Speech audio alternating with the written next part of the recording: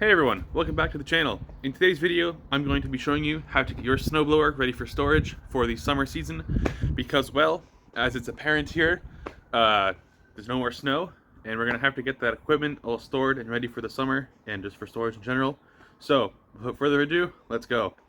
And today's video might be slightly shaky as I don't have a functioning tripod currently because it broke, so just bear with me.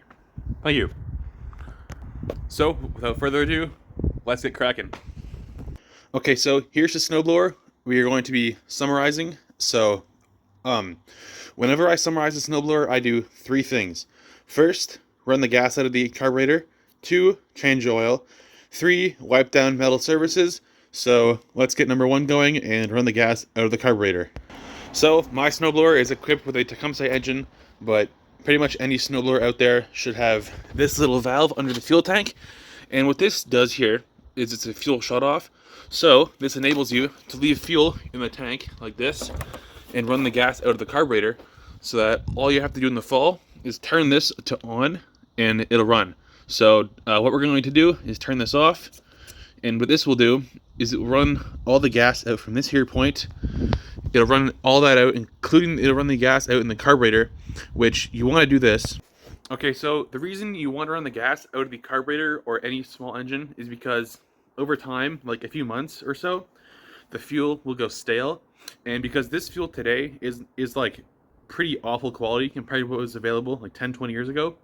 And anyway, the ethanol in the gas, which is what they put in the fuel, which is one of the ingredients they put in gas, if you leave it in the carburetor like over the summer or winter for like a lawnmower, and it will gum up the carburetor and you're gonna have to clean it out, which is a pain. So by running the fuel out of it, you're basically eliminating any sort of fuel issue, which is what we're going to do with this machine, which is what I do every year. So this is the best piece of advice I can give you, is run the gas out of the equipment. Can't stress that enough. Just do it. Even if you have to run it for a while to burn it all out, do it, because this will prevent you a lot of aggravation, and it will prevent you from having to take apart your carburetor and possibly getting new parts, which is expensive. So let's run the gas out of this thing. So let's turn the valve to off, and yep, it's off. And let's see if this thing will start. So we'll choke it, full throttle, a lot of primer.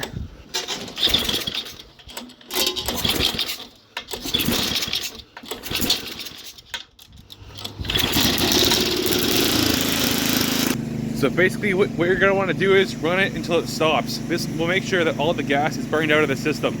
Okay, so the engine just died, and now we're going to see if it'll restart. This will just make sure that all the gas is burned out. So put the choke on and prime it a lot and give it a few pulls.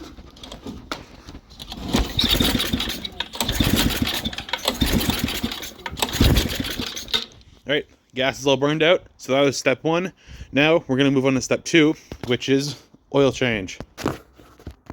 So, step 2 is oil change, and you might be thinking to yourself, Will, do I really need to do one? And well, the short answer to that is, yes, you should. A fresh oil change will get all the old junky oil that might have water contaminants. It'll get that out of the engine, and it'll replace it with fresh, clean oil that will keep your engine running strong for many years to come. It's not expensive, guys, just do it. It's easy, it's quick, easy, and it will make your machine last a lot longer. So yes, you should do one, but in the end, I suppose it is up to you. But my advice is just do it. It's quick, simple, easy. So on my machine, the first thing we're going to do for the oil change is take off the wheel here, because the oil drain sticks over the tire and it makes a mess. So pretty simple. Just one pin here and then pull the wheel off.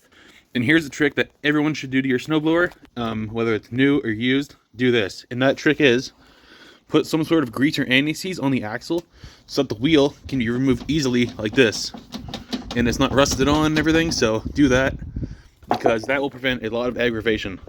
And another bonus to doing the oil change now is the oil is all nice and hot from the engine being ran, so it's all going to drain out, and all the dirty particulates are also going to come with it. So now we're going to loosen up the drain plug here with my wrench. Let me use this side.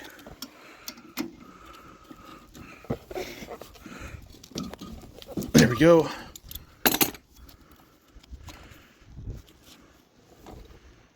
And make sure you have a sheet of cardboard laid down so you don't get your driveway all stained up. There we go. This oil is pretty clean, but I'm going to drain it out anyway just because. Okay, so while the oil is draining, we can go ahead and move on to step number 3, which is the final step.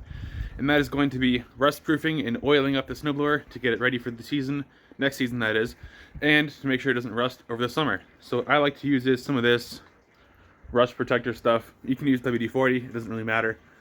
Just spray this inside the snowblower and it will prevent from rusting. So here's what you can do. Yep, oil is still draining. So here's what you do. Get your rust preventative stuff, spray it all over everything, get a nice good coating on there. This will prevent rusting in the augers and it'll make the snow blow out further next season as well. Because the oil will make it more slippery for the snow to go against.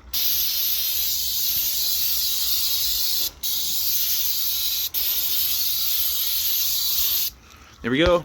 That's how much I usually put for there. And now we're gonna get inside the chute, which is rustier.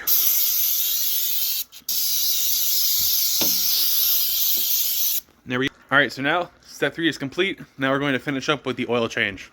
Oh, and by the way, here's the anti-seize I used for the axles. This is the one I got. You can get a silver one as well. They're both, it's the same thing, so it doesn't really matter. But this stuff, it might seem a little expensive, but it's worth it, trust me. So make sure that you lubricate both your axles. And I guess another bonus tip is lubricate all these little joints here with the same rust preventative. A couple little spritzes goes a long way. Oh, and one last thing about fuel storage, which is arguably the most important point here. I recommend adding some sort of stabilizer to the gas. This stuff protects against ethanol. So yeah, pour this in the gas, because it will keep it fresh for the whole summer and it will make this machine start up easy enough in the fall. So I recommend pouring the recommended amount of this into the gas tank, or what I do is I mix it straight into all my jerry cans, because then I know all my gas is treated well and it will keep it fresh. So yeah. Alrighty, so the oil looks like it's pretty done draining. Now we're going to reinstall the plug here, and then we're going to fill it up with fresh oil. And yep, that's pretty dark oil, so good thing we changed it out.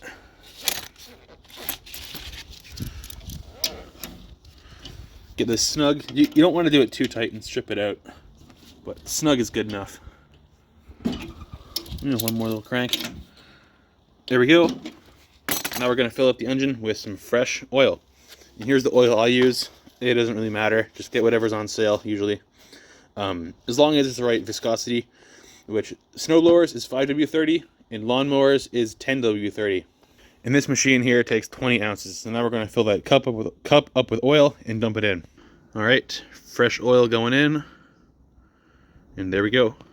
All right, you guys, so with that, all 3 steps are complete. And that's how to correctly summarize your snowblower and get ready for storage. So, thank you guys for watching so much. If you have any tips or tricks that you use, please leave a comment below, because I'm really interested to see what other people do. So, thanks for watching. Have a great weekend.